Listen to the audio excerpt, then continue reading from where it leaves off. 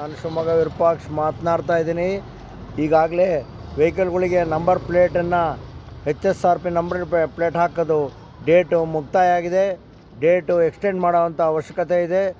ಅದು ಅಲ್ಲದೆ ರೇಷನ್ ಕಾರ್ಡಿಗೆ ತಿದ್ದುಪಡಿಗೆ ಅರ್ಜಿಯನ್ನು ಬಿಡಬೇಕು. ಸರ್ಕಾರ ಇದ್ರ ಬಗ್ಗೆ ಗಮನವನ್ನು ಹರಿಸಬೇಕು.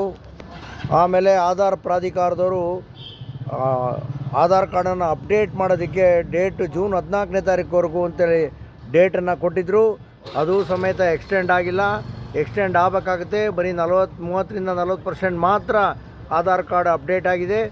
HSRP ನಂಬರ್ ಪ್ಲೇಟು ಭಾಳಷ್ಟು ಜನ ಆಟೋದವರು, ಬಸ್ನವರು, ಗೋರ್ಮೆಂಟ್ ಬಸ್ಗಳಿಗೆ HSRP ನಂಬರ್ ಪ್ಲೇಟ್ ಬದಲಾವಣೆ ಆಗಿಲ್ಲ. ಕೆಲವು ಪೊಲೀಸ್ ವೆಹಿಕಲ್ಗಳಿಗೆ ಆಗಿದೆ.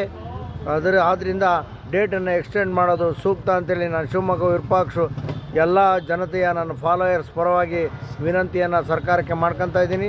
ರಾಜ್ಯ ಸರ್ಕಾರದವರು ಮತ್ತು ಕೇಂದ್ರ ಸರ್ಕಾರದವರು ಇದ್ರ ಬಗ್ಗೆ ಗಮನ ಹರಿಸಿ ಡೇಟನ್ನು ಎಕ್ಸ್ಟೆಂಡ್ ಮಾಡೋದು ಸೂಕ್ತ ಅಂತೇಳಿ ನಾನು ಎಲ್ಲರ ಪರವಾಗಿ ಶಿವಮೊಗ್ಗ ವಿರೂಪಾಕ್ಷ ಕೇಳ್ಕೊತಾ ಇದ್ದೀನಿ. ನಮಸ್ಕಾರಗಳು. Good night.